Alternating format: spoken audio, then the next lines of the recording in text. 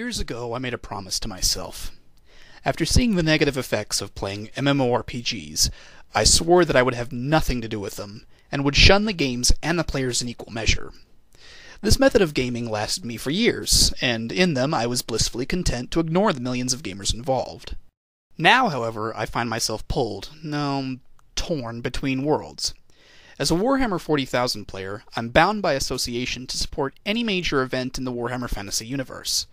This is a gesture of courtesy to our gaming progenitor, and I've had no reason not to, as anything that benefited the one would often benefit the other.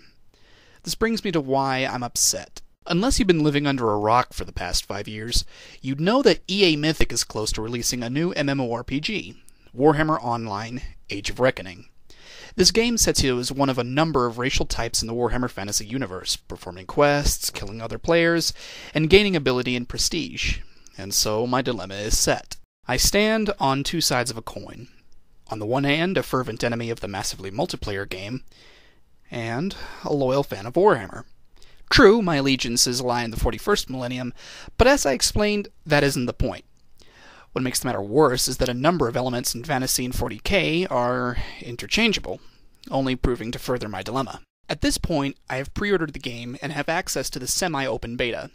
It's not a true open beta, as only pre-orderers and members of certain exclusive or pay sites such as FilePlanet are able to enlist. For those of you who aren't familiar with the Warhammer lexicon, there are 4 patron gods that are identical in both Fantasy and 40k. Khorne is the god of anger, honor, and apparently breakfast cereal.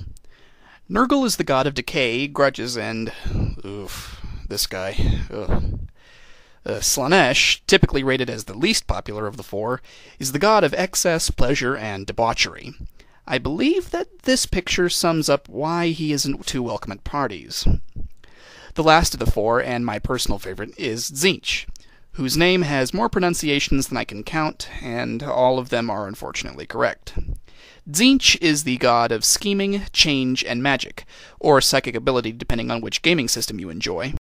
The reason this is important is that the enemy, by and large, in Age of Reckoning, is devoted to Tzeentch, and his iconography is spattered across the game.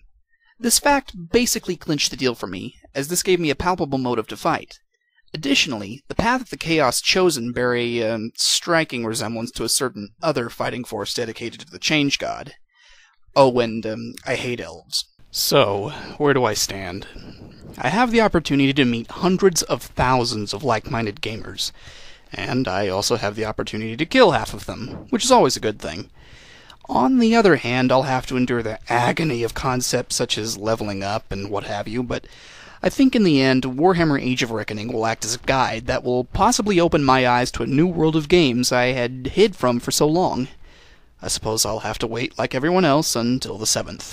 Solid Zaku. Out.